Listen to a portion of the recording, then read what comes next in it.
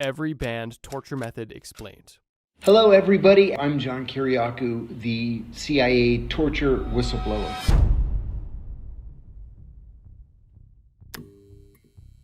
Torture is undoubtedly one of humanity's oldest and darkest pastimes. And interestingly, torture literally predates recorded history itself. Almost every civilization in almost every time period has used torture in some way, shape, or form. Although the methods of this torture and reasons for this torture vary dramatically. And it wasn't until extremely recently that torture was outright banned globally. Which brings us to the point of today's video. Although torture in the modern day is outright banned, the specifics of that ban, as well as the effectiveness of that ban, are debatable. Which is why in this video, I'm going to discuss every banned and illegal torture method, starting by discussing the ancient origins of torture, and then mentioning a few notable examples in history where torture was legal but regulated, and finishing with a laser focus on every banned and illegal torture method in the modern day, as well as a few notable breaches of this modern day torture ban. Because unsurprisingly, some countries like to try to bend the rules or downright ignore the rules altogether. Let's begin.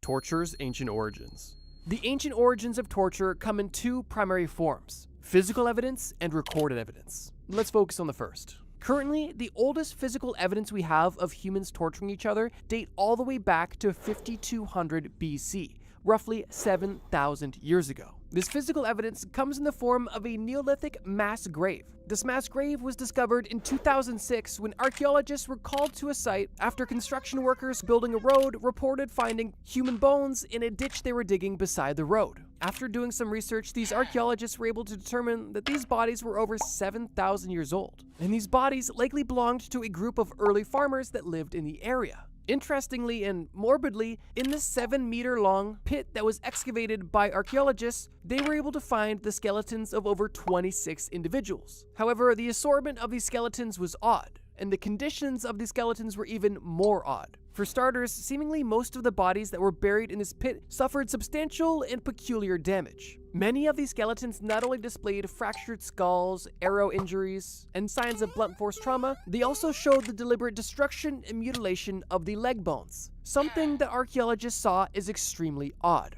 When you couple this fact with the fact that these skeletons did not just belong to adult men, but they also belonged to men, women, and children, meaning that these weren't soldiers, these were simply civilians and farmers, it becomes obvious that these injuries weren't consistent with normal death. And the conclusion that archaeologists and researchers came to was these individuals were the victims of a deliberate torture. Now, whether or not these individuals were tortured while they were alive, or they simply had their bodies mutilated after they died, is debated. Although most researchers and archaeologists